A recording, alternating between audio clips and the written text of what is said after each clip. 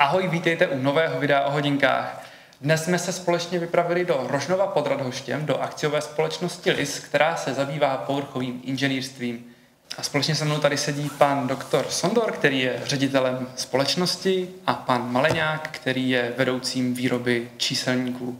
Tak pane Sondore, mohl bych vás poprosit, představil byste nám firmu LIS, její historii a čím se vlastně zabývá?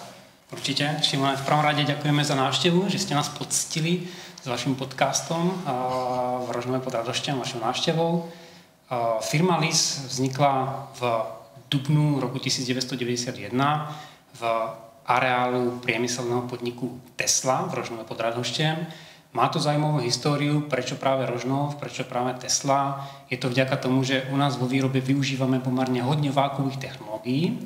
A v Rožnove pod Radhošťom bolo veľmi veľa špičkových odborníkov, ktorí tie vákuové technológie poznali, vedeli, ako sa s nimi robí. A bolo to veľmi silná skupina galvanických povrchových úprav. Vďaka tomu bolo vytvorenie podhubie pre tie naše špičkové inovačné technológie v oblasti povrchového inžinierstva. Takže to bol úvod do vzniku firmy LIS, akciová spoločnosť. A s tým, že sme tu začali v tých 90. rokoch s výrobou číselníkov. To bola prvá naša výroba. Tá história je taká, že náš zakladateľ v prvej generácie, pán Walter Pleš, poznal Českú republiku, pôsobil tu ako emisár pre výmenu zajatcov po druhej svetovej vojne. Vedel, ako sú českí ľudia šikovní, ako sú zruční, aké majú veľmi dobré skúsenosti so spracovaním treba skla. A preto tá prvá jeho varianta, kam ísť po skončení železnej opony, bola Česká republika. Momentálne firmu vedie tretia generácia, rodinný Bleš, pričom to jej zameranie je predovšetkým na inovatívne povrchové úpravy. A co si pod tím mám teda představit? Krom číselníků, co ještě všechno tady v Rožnově pod Radhoštěm dovedete vyrobit? My v našich povrchových úpravách sa zoberáme predovšetkým inováciami, vďaka ktorým komponenty našich zákazníkov napríklad zachráňujú ľudské životy v automobilovom priemysle. Zameriavame sa povrchovými úpravami, ktoré prinášajú zvýšenie efektivity vo výrobe. Zaoberáme sa povrchovými úpravami, ktoré umožňujú zlepšenie a skvalitnenie medicínskej péče. Konkrétne, ak by som to mal povedať, tak jedno z našich najväčších oddelení, ktoré tu v Rožnove máme, je PVD povlakovanie, kde sa zaoberáme depozíciou tvrdých otierozdolných vrstiev na nástroje na komponenty. Vďaka týmto vrstvám zákazníci môžu tieto nástroje používať dlhšie, s vyššími reznými rýchlosťami, poprípade prinášajú rôzne estetické výhody. Druhé také oddelenie, ktoré tu máme, sa zaoberá optickými vrstvami, kde napríklad na sklo, prípadne safír, prípadne iné nevodivé podkladové materiály dokážeme naniesť optické vrstvy, ktoré menia parametre odrazivosti svetla. Ďalšie oddelenie, ktoré tu máme, je oddelenie galvanických povrchových úprav. To je práve to oddelenie, kde vďaka tým našim technológiám umožňujeme vytvárať súčiastky, ktoré zachraňujú ľudské životy v autách. Perfektně, moc děkujeme a my se teď tady přesuneme do výroby povlakování. Tak my jsme se teda přesunuli do výroby povlakování. Představíte nám trošku blíž ty technologie, které tady máte? Určite. Čo sa týka povlakovania, povlakovanie je moderná technológia, pri ktorej sa využívajú fyzikálne javy. My teda robíme väčšinou PVD povlakovanie, čo je fyzikálna depozícia pár vo váku, na získavanie tých častíc, ktoré potrebujeme na vytvorenie tvrdého otierozdorného povrchu, ktoré sa využíva takisto v hodinkách na rôzne púzdra. Používame fyzikálne javy, buď teda naprašovanie, odprašovanie materiálu, tzv. sputtering, alebo katodové oblúkové naparovanie. Tie technológie sa líšia v tom, akým spôsobom získavame častice pre tú depozíciu. Obidva sú teda fyzikálne. Bude to teplo pomocou odparovania alebo pomocou kinetickej energie, čiže ten sputtering, to naprašovanie.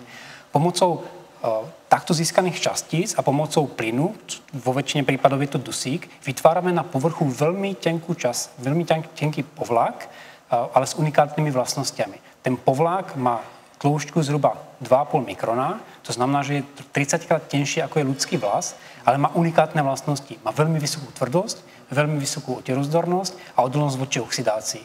Takže používa sa to hlavne pri funkčných povlakoch a Ale veľkou výhodou je to, že je možné pomocou prídavku rôznych prvkov nakombinovať rôzne barvy. Takže využíva sa to aj ako dekoratívny spôsob, konečný spôsob úpravy hodinkových ciferníkov, v prípade puzdier, rámkov, podľa toho, čo zákazník potrebuje. Tak ako pri každej povrchovej úprave pri PVD povlakovaní je veľmi dôležité namývanie. Bez toho, aby ten komponent nebol dokonale odmastený, vyčistený, nebude tá povrchová vrstva spĺňať tie požiadavky, ktoré na to zákazník má. Takže úplne prvým krokom vždycky pri povrchových úpravách je namývanie. To je najdôležitejšie. U nás to prebieha tak, že tie kusy sa namývajú pomocou vody a alkalických odmašťovadiel, pomocou ultrazvuku. Ten proces je pomerne zdĺhavý a je tam veľmi dôležité pritom vhodne natočiť tie kusy, treba v prípade hodinkových puzdier, aby boli dokonale odmastené, vyčistené, aby boli všetky otvory vyčistené, pretože to PVD povlakovanie, ako prebieha vo váku, tak to vákuum by si vytiahlo všetky nečistoty zo všetkých záhybov, ktoré sú tam. Takže veľmi dôležité a kritické je vždycky namývanie. Namývanie je možné robiť dvoma spôsobmi. Buď máme klasickú štandardnú namývaciu linku, kde v podstate operátor na začiatku naloží nástroje, komponenty do košov, zvolí si vhodný typ programu a ten program už potom beží automaticky. To znamená, že podľa typu materiálu a znečistenia sú rôzne chemikálie, do ktorých sa tie kusy namočia. Určite čas počas toho pôsobenia ultrazvuku sú ponorené. Vyťahnú sa, opláchnú pomocou vody, namočia sa do druhej lázne, opláchnú sa. Na konci toho procesu je potom opláchnutie v demi vode, aby tam neboli žiadne odparky na povrchu toho nástroja alebo komponentu. A na konci je sušenie. To znamená, že tie nástroje už sú potom dokonale vyčistené, usušené a už sa môže manipulovať iba v bielých rukavičkách. Už sa nemanipuluje vôbec rukami, pretože otlačok ľudskej ruky by spôsobil zhoršenie adhézie toho povlaku. Takže to je jeden spôsob. Druhý spôsob je tzv. Jednokomorová myčka. Ten princíp toho namývania je rovnaký ako v prípade tej linky, s tým, že tu sa nepohybujú tie nástroje. Tie nástroje sú v tej komore počas celého procesu uzavreté pod vákuom, ale do tej komory napúšťame zasa rôzne odmašťovacie lázne, aby došlo k dokonalému odmasteniu a na konci aj vysušeniu. To sušenie tu vlastne nejakým spôsobom funguje, že zo spodu sú tie nástroje vyhrievané na teplotu zhruba nejakých 300 stupňov Celzia. Na tej zadnej strane tá je vlastne vymrazovaná pomocou podchladzovania a tým pádom tá vlhkosť, ktorá je v tej komore, sa vzadu usádza vo forme ľadu. Takže tie nástroje sú dokonale umyté, odmastené, ale vysušené. Sú vhodným spôsobom pripravené na to PVD povlakovanie. To znamená, v téhle komoře ve velikosti nějaké běžné myčky dochází zároveň k tomu, že voda vře, odpařuje se a zároveň se usazuje pomocí chladu.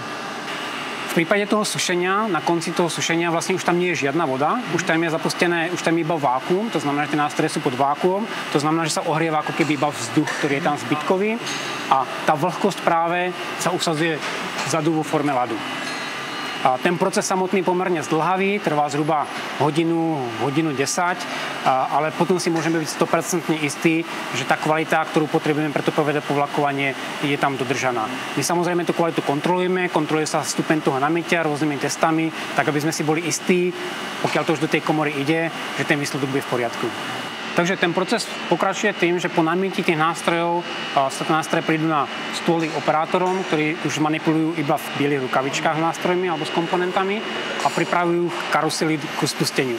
Všetky tie veci, ktoré sa dajú do procesu PVD povlakovania, musí byť nejakým spôsobom vodivé spojené s tým karuselom. Ten karusel má teda dva dôvody, prečo je tam. Jednak je to kvôli vodivému spojeniu bajasového predpätia s tým komponentom a druhé je kvôli homogenite, pretože to PVD povlakovanie je hodne smerové, to znamená, že aby sme dosiahli rovnomernosť farby po prípade vlastnosti, tak tie komponenty a nástroje musia dokonale rotovať v prípade toho PVD povlakovania. Na to využívame tzv. Karusely, ktoré rotujú v zariadení a zabezpečujú nám rovnomerné nanesenie hrúbky vrstvy. Takže operátori teraz vlastne skladajú rôzne karusely podľa toho, aký proces do akého zariadenia ide. Tých zariadení máme celkovo v Rožnove 16 rôznych veľkostí a sme schopní napovlakovať zhruba nejakých 45 typov rôznych vrstiev pre zákazníkov. A jak se liší třeba ta vrstva na, řekněme, nějakém vrtáku v porovnání s hodinkovým pouzdrem? Nelíši sa žiadno. Sú tam iné požiadavky. V prípade púzdra je to skôr dekoratívne, jak to vyzerá, kdežto v prípade toho nástroja je to proste tá tvrdosť. Ale svojou podstatou tá vrstva je rovnaká. Má vysokú tvrdosť, tú tvrdosť má okolo 2500 Vickersov, to znamená, že to je minimálne 4-krát tvrdšie ako je oceľ. Má nízky koeficient trenia v porovnaní s oceľou a má vysokú teplotnú stabilitu. Takže nevyzerá to len dizajnovo dobre, ale hlavne to odoláva treba aj tomu úteru. Tu najvedie vlastne karusel, ktorý je pripravený pre samotné PVD povlakovanie. Je vidieť, že všetky tie nástroje, ktoré sa dávajú do procesu povlakovania, tak sú strieborné, to znamená, že na tom nie je žiadna povrchová úprava. Keď ten proces vyťahneme po nejakých 12 hodinách, tak ten povrch zmení farbu, to znamená, že na tom bude nanesená niektorá z tých vrstvičiek, ktoré tu máme pripravené. Všetky technológie, ktoré u nás používame, sú technológie alebo zariadenia, ktoré vyrábala naša sesterská firma Platik AG. Ako som povedal, máme tu v podstate 3 technológie. Máme tu katodové bulkové naparovanie, máme tu magnetronové naprašovanie a potom technológiu PACVD, ktorá sa používa na vytváranie DLC vrstiev. Tých DLC vrstiev je niekoľko typov, zhruba 8 základných, líšia sa svojimi vlastnosťami a použitím. Toto je zariadenie, ktoré sa používa na depozíciu tvrdých vrstiev. To zariadenie sa vždy skladá z vákuovej komory, ktorá je vodou chladená, dvojplášťová, do ktorej sa dáva ten karusel, na ktorom sa umiestňujú potom tie nástroje, poprípade komponenty a samotného počítača, ktorý riadi ten proces. Ten proces je v podstate automatický, beží autonómne, to znamená, že operátor, ktorý na tom zariadení pracuje, tak si nahrá z pamäte počítača program, nastaví si požadovanú tĺžku vrstvy, prípadne čas ohrevu a o všetko ostatné sa stará ten počítač. Takže tá reproduktivita tých výsledkov je veľmi vysoká. Čo sa týka tej samotnej komory, tak v tej komore sú 3 katódy. Tie katódy sa vlastne skladajú z nejakého sústavy magnetických polí, cievky a po prípade targetu. A ten target je vlastne, to je ten kovový materiál, z ktorého my získavame tie častice na depozíciu. V tomto prípade, v tom zariadení máme 3 katódy, 3 targety. Je tu chromový, hliníkový a titánový. To znamená, že pomocou kombinácie týchto vrstiev my sme schopní v podstate vytvoriť možno nejakých 12 typov vrstiev rôzneho chemického zloženia. Ten samotný proces prebieha tak, že po zatvorení komponentov do tej vákuovej komory sa tie komponenty vyhrajú na požadovanú teplotu. Štandardne PVD povlakovanie prebieha pri teplote 450 stupňov Celzia. Ten ohrev trvá zhruba hodinu a pol, závisí od veľkosti vsázky. V tej samotnej komore potom dochádza ešte k dočisťovaniu, takzvanému plazmatickému čisteniu, kde my pomocou argónu, zionizovaného argónu, dočistíme pomocou bombardovania ten povrchných nástrojov, tak, aby bol pripravený pre tú samotnú depozíciu vrstvy. A potom už nasleduje vytváranie tzv. Adhéznej vrstvičky, kde my pomocou zapalovača sa dotkneme vlastne tej katódy a pomocou prechodu elektrického prúdu na tej katóde zapalíme tzv. Katódovú škvrnu, ktorá má veľmi vysokú teplotu, 15 000 stupňov Kelvina, a ktorá odparuje ten kovový materiál. Ten kovový materiál, ktorý je odparovaný, je zrovna zionizovaný a je priťahovaný na ten karusel záporným predpätím radovo 100 V. Počas tej cesty sa tie častice zlučujú s dusíkom, ktorý je zapostený v komore a kondenzujú vo forme nejakých nitritických povlakov na povrchu tých komponentov. Takže to je v krátkosti ten proces. Jak by se třeba lišil ten target u té DLC povrchové úpravy? Bylo by to stejné, nebo je tam nějaký rozdíl zásadní? Ten zásadný rozdíl je v tom, že v prípade DLC povlakov, tých štandardných DLC povlakov, pretože ako som povedal, je ich zhruba 7 typov, sú rôzne technológie, ako ich pripraviť, ale v prípade štandardných DLC povlakov sa častice na depozíciu DLC, čo znamená diamond-like carbide, to znamená, že to je uhlíku, diamantu podobný uhlík, vytvárajú pomocou plynu. To znamená, že v tej komore my teoreticky nepotrebujeme žiadnu katódu, ale máme tam plyn, acetylén, C2H2, ktorý pomocou predpätia rozbijeme na uhlík a vodík. Uhlík je deponovaný na povrch toho nástroja alebo tej komponenty a vodík je odčerpávaný pomocou čerpacej sústavy z komory. To znamená, že na ten povrch sa dostáva v podstate iba uhlík. Samozrejme, aby bola zabezpečená dobrá adhézia toho povlaku DLC, ktorý má relatívne vysoké vnútorné pnutia, tak sa používa tzv. Adhézna vrstvička. Vo veľkej väčšine prípadov sa používa chrom alebo chromnitrid ako adhézna vrstvička. To znamená, že my, aby sme mali vhodnú adhéziu, tak sa najskôr použije chromnitrid, nadeponuje sa vlastne tenká roztvička rádovo 0,1-0,2 mikronu, len kvôli adhézii. Potom sa ten proces odstaví, zapustí sa acetylén, pomocou vysokofrekvenčného predpätia sa rozbije acetylén na uhlík a vodík a ten uhlík sa deponuje na ten povrch toho nástroje. Ale drží tam lépe díky té adhézní vrstvě. Setkáme se s těma high-tech přístrojema firmy Platit ještě někde v republice? Určite.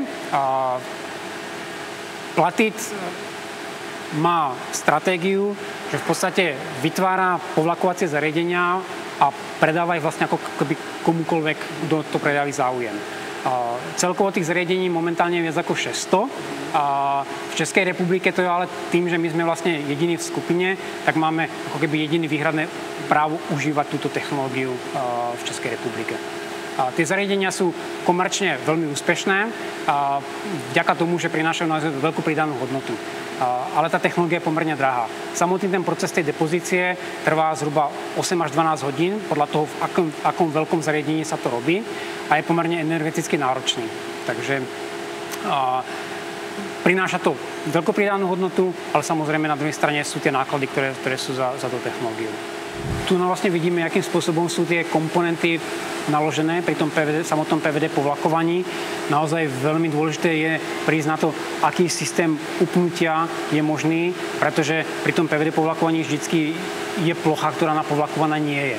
Tá samozrejme nesmie byť viditeľná, takže použijú sa rôzne triky, držiaky, ktoré nejakým spôsobom zabezpečujú to, že ten prenos prúdu pri povlakovaní je dostatočný a zároveň nie je vidieť na tom koncovom výrobku. Tie nástroje alebo tie komponenty v prípade povlakovania vlastne rotujú. Zasa je to kvôli tomu, aby tá tĺšťka vrstvy bola rovnomerne nanesená po celom tom obvode. Ideálne je, pokiaľ rotujú minimálne 2 až 3 osy zároveň.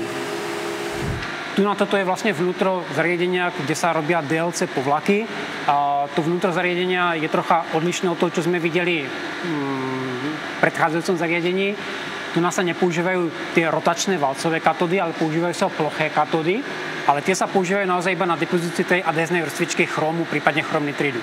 Inak samotne ten DLC povlak sa už potom deponuje pomocou plynu, pomocou PACVD technológie, kde to vlastne rozkladáme acetylén na ten uhlík a vodík. Tu je vlastne vidieť, ako vyzerá karusel, keď je napovlakovaný.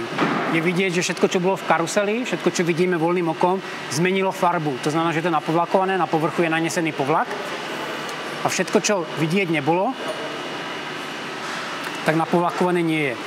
Preto, jak sme sa bavili, to PVD povlakovanie je smerové, preto je dôležité, aby tie nástroje, v prípade komponenty dokonale rotovali v prípade toho povlakovania, aby tá tloušťka vrstvy bola homogénna po celom obvode.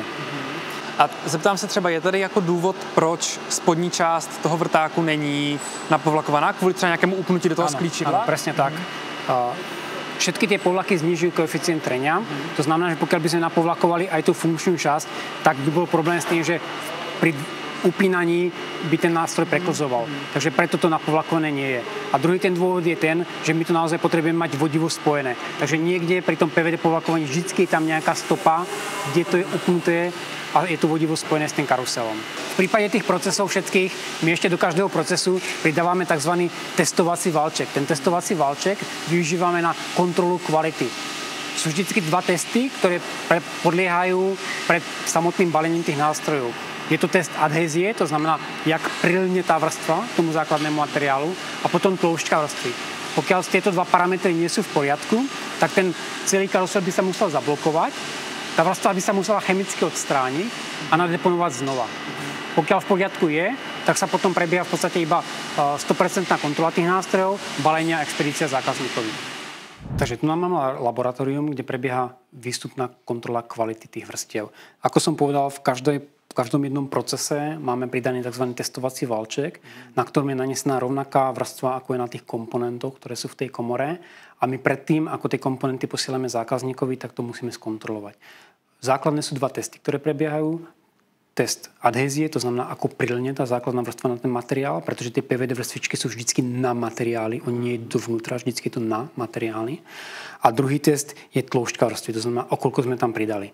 V prípade dekoratívnych vrstiev je to v podstate jedno, či to je 1 mikron alebo 2,5 mikrona. V prípade nejakých precíznych nástrojov, v prípade komponentov, tam každá tisícina hrá rozdiel. To znamená, že musíme si byť istí, že ta tloušťka je v poriadku. Jak to zjistíte? To asi posuvným měřítkem se bude měřit špatně. To je pravda.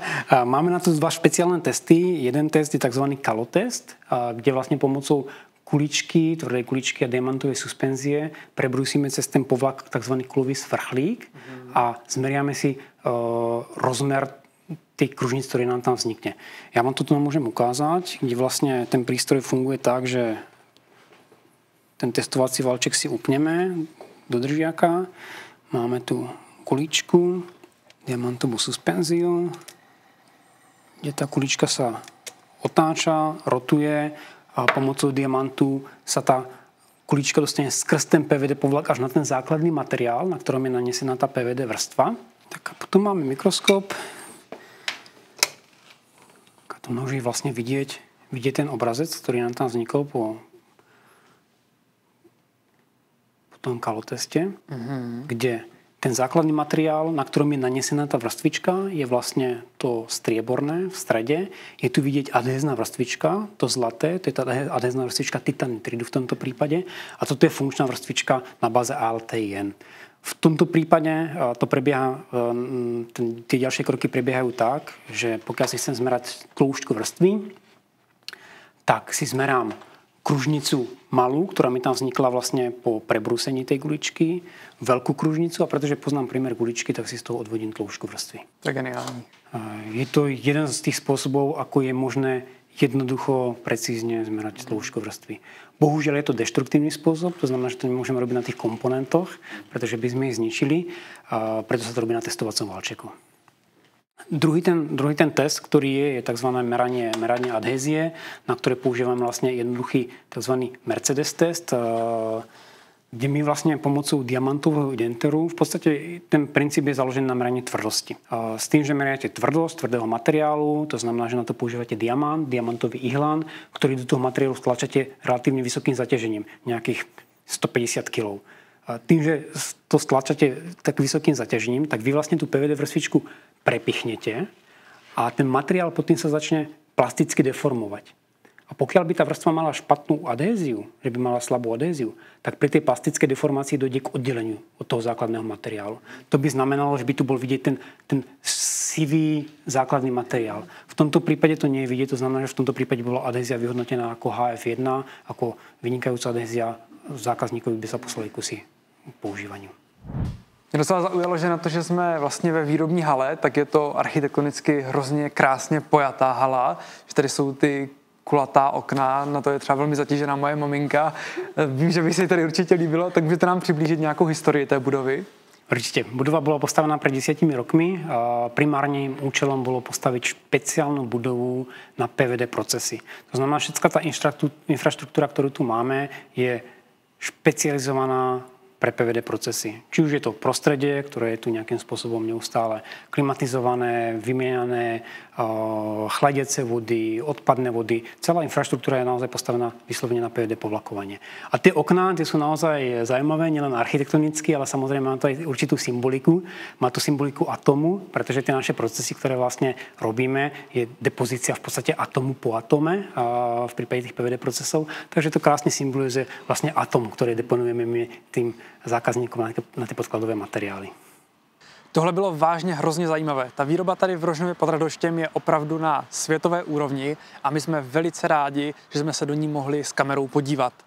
Musíme ještě zmínit, že některé záběry jsme nemohli použít, protože buď to jsou značky příliš senzitivní na to, aby se objevovaly ve videích, nebo se jednalo o nějaké novinky, o modely, které ještě nebyly představeny. Právě proto, že ta technologie je časově velmi náročná, tak se musí plánovat hodně dlouho dopředu.